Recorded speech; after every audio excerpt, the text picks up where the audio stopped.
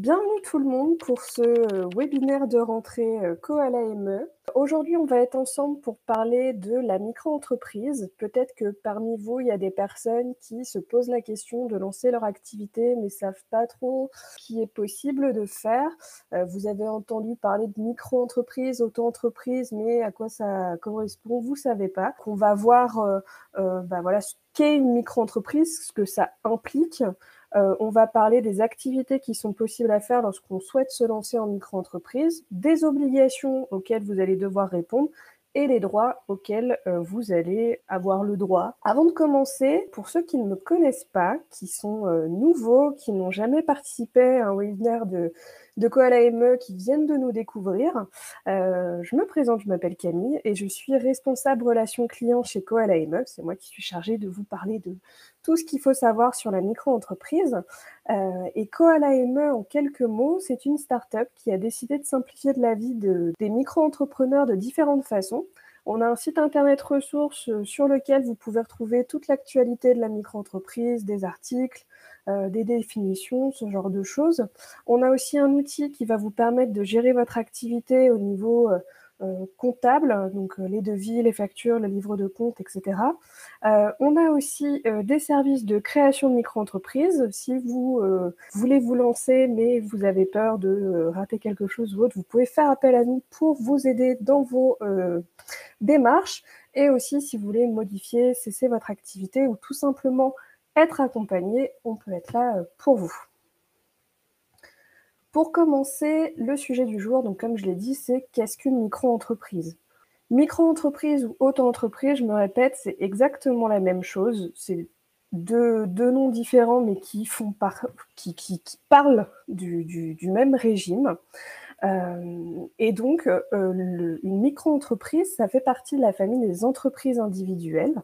C'est un régime qui va vous permettre d'avoir un administratif et une comptabilité allégée. En quoi il y a une comptabilité allégée? C'est qu'en fait, en micro-entreprise, on ne va pas vous demander de faire autant de choses qu'une société.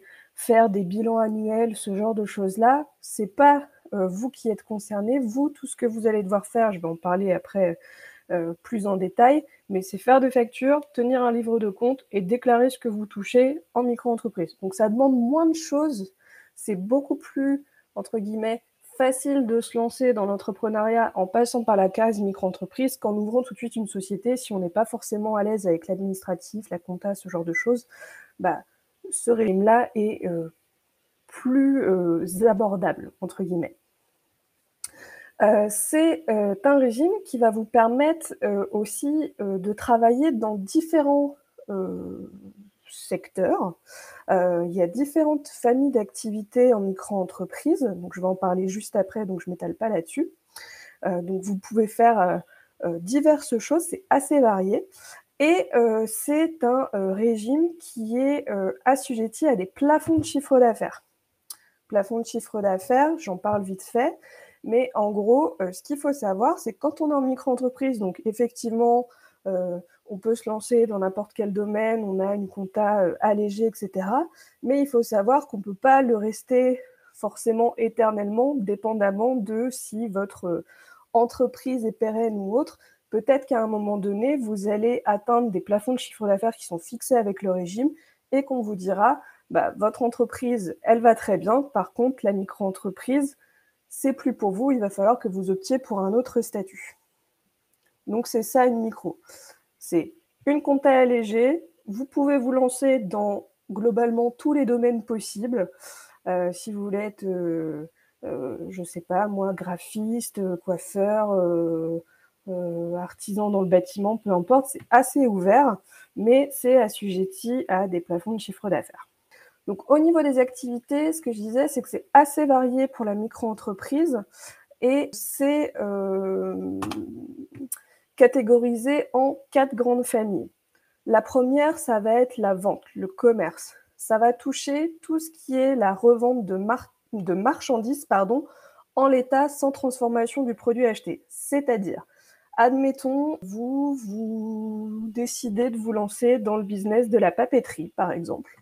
Vous avez envie de proposer des carnets, des stylos, peu importe, mais voilà, une gamme assez, diverse, d'objets, eh bien, ça va être du commerce.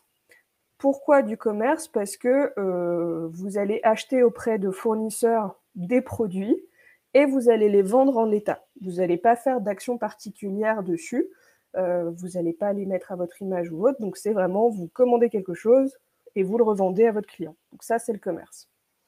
On va ensuite avoir tout ce qui touche à l'artisanat. Donc ça, c'est ce qu'on dit, c'est ce qu'on appelle, pardon, la réparation ou la vente d'objets créés ou modifiés. Vous voulez vous lancer, admettons, en tant que céramiste, vous allez créer un objet, vous allez le vendre, et bien ça fera partie de l'artisanat. Vous voulez vous, lancer en, pâtisserie ou autre, bah ça, c'est de l'artisanat également. Ensuite, on va avoir, tout ce qui est libéral. Libéral, c'est les services, alors c'est dit comme ça, c'est les services dits un peu plus intellectuels ou techniques. C'est tout ce qui, va toucher à un savoir-faire, mais, admettons, tous les métiers du, graphisme, le coaching, le conseil et cetera. Ça, c'est, ce qui s'inscrit dans le libéral. Professeur, coach sportif et cetera. Ça va aller, c'est un service que vous proposez, mais ce ne sera pas un service manuel. Du coup, ça va s'inscrire dans le libéral. Et pour finir, la dernière famille qui existe pour la micro-entreprise, c'est la catégorie agent commercial. Donc ça va être la vente de produits ou de services pour le compte d'une ou de plusieurs sociétés.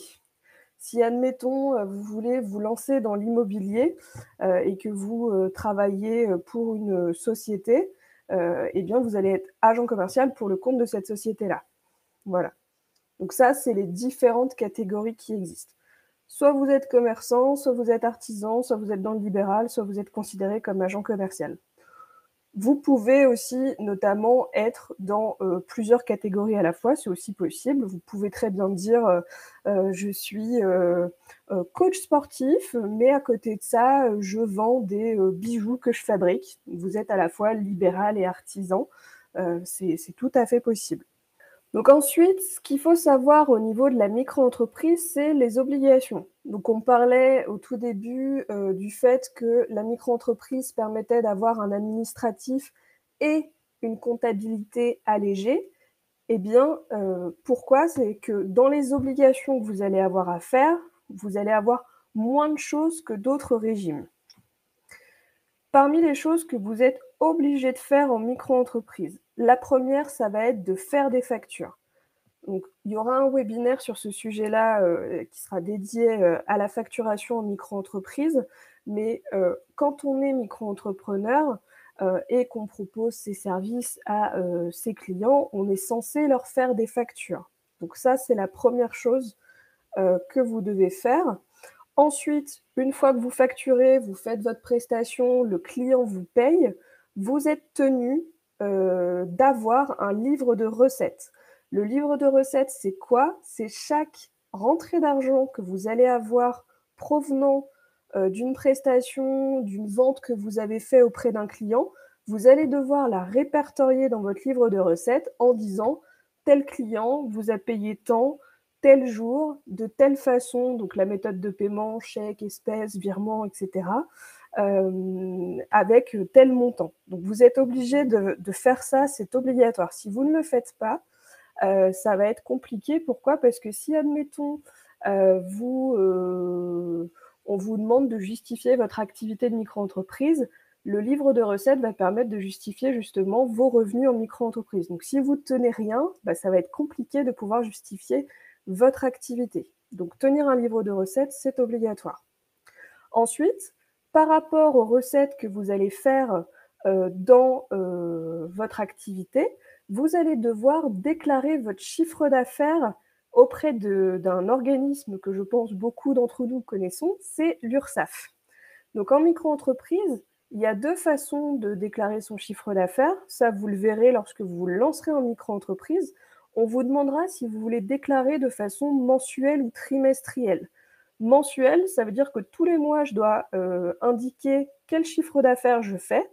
Trimestriel, ça veut dire que sur 3 mois, je vais devoir indiquer à l'URSSAF combien j'ai fait de chiffre d'affaires. Donc déclarer son chiffre d'affaires, c'est une obligation. Et après, une fois que vous avez déclaré votre chiffre d'affaires auprès de l'URSSAF, on va vous dire, eh bien, par rapport au chiffre d'affaires que vous avez fait, vous allez devoir payer des cotisations dessus. Le paiement des cotisations, donc le montant que vous allez devoir payer, va dépendre du ou des secteurs d'activité dans lequel vous êtes. Je ne m'étalerai pas plus sur le sujet parce que c'est le sujet de la semaine prochaine du webinaire. Donc je vous inviterai à vous inscrire si vous le souhaitez, mais ça va permettre de dire, par rapport à mon chiffre d'affaires, mon secteur d'activité, je vais appliquer un pourcentage et c'est ça que je vais devoir payer à la fin. Donc vous allez devoir payer des cotisations par rapport à ça. Donc ça, ce que je viens de vous dire, c'est les obligations légales du micro-entrepreneur. Il y a d'autres choses que nous, on vous invite à faire. Pourquoi? Parce que ça va vous permettre d'avoir une activité pérenne. La première, pour nous, un indispensable en tant que micro-entrepreneur, c'est d'entretenir votre relation client. Pourquoi? Parce que sans client, forcément, moins d'activité, etc. Donc c'est important de prendre soin de ses clients. Si vous avez fait une prestation ou une vente auprès d'un client, ça peut être intéressant pour vous de faire un suivi derrière pour savoir ce qu'il a pensé de votre prestation, ce qu'il a pensé de votre produit. Pourquoi pas vous laisser une recommandation sur Internet ou autre.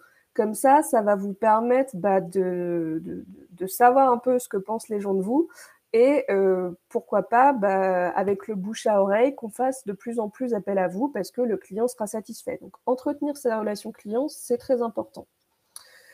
Ensuite, va y avoir la tenue d'un livre de compte. Donc le livre de compte ou le registre des achats, en fait, ça va vous permettre de savoir un peu ce que vous dépensez pour votre activité. En micro-entreprise, il faut savoir que la seule chose, donc comme je le disais juste avant, qu'on vous demande de faire, c'est de tenir un livre de recettes. Donc, ce que vous percevez de la part de vos clients, vous devez l'indiquer, le répertorier quelque part. Mais on ne vous demande pas de déclarer ce que vous dépensez pour votre activité. Si vous avez des frais spécifiques, si vous achetez de la matière première, ce genre de choses-là, l'URSSAF ne vous demande pas d'avoir ces informations-là. Mais c'est important pour vous de savoir exactement entre ce qui rentre et ce qui sort, ce qui vous reste à la fin. Donc c'est pour ça que de tenir un livre de compte, donc les recettes et les dépenses, c'est intéressant pour vous, parce que parfois on peut se dire, je comprends pas, j'ai pourtant des clients, mais quand je regarde ce qui me reste à la fin du mois, j'ai pas grand-chose. Comment ça se fait? Eh ben peut-être que dans les dépenses que vous faites, que ce soit, je sais pas moi, des achats de matières premières, des déplacements, ce genre de choses, peut-être que vous dépensez plus que ce qui rentre et dans ce cas-là, c'est peut-être l'occasion pour vous de revoir un petit peu vos tarifs ou peut-être de dire ce poste de dépense-là, j'ai peut-être possibilité de l'éviter, etc. Donc pour toujours avoir une entreprise la plus pérenne possible et pour que vous puissiez vous y retrouver vous aussi financièrement, c'est intéressant de tenir le livre de compte.